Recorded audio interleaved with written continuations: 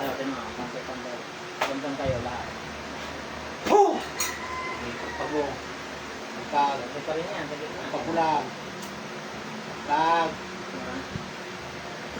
Pagpulang. Baklas. Pagpulang. Pagpulang mo ulo mo. Ano ba? Uminawa. Alam mo. Ha?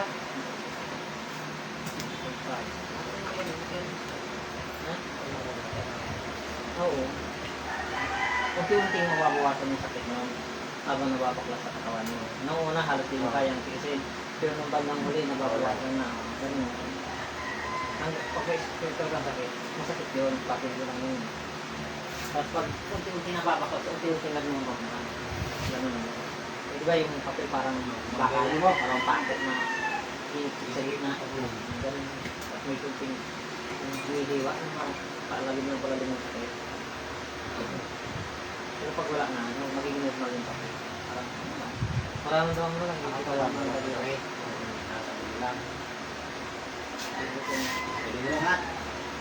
Demonyo. Ang bala. Sobra.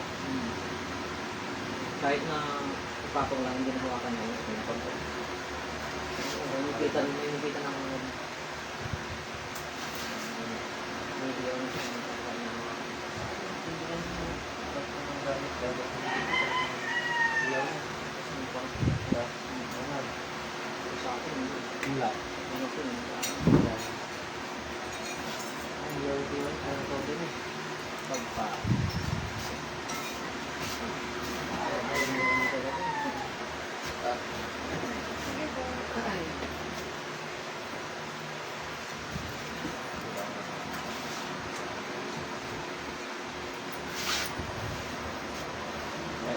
Wala na po.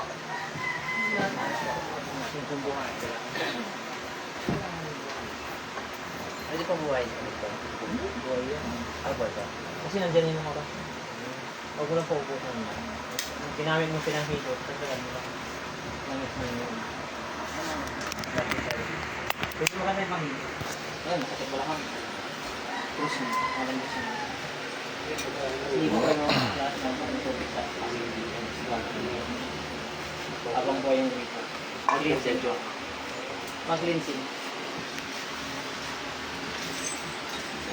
Muli po, maraming salamat po sa inyong lahat. Ako yung Jimmy po. Dito po kami ngayon sa Caloocan. Ngayon po kasama ko si Apo Arnel. Ayan. Shoutout sa iyo. Kasama natin si Apo Lago de Apo Jimmy. Si Idol Bro Richard and Bro JR. Hello guys, we're here. Caloocan.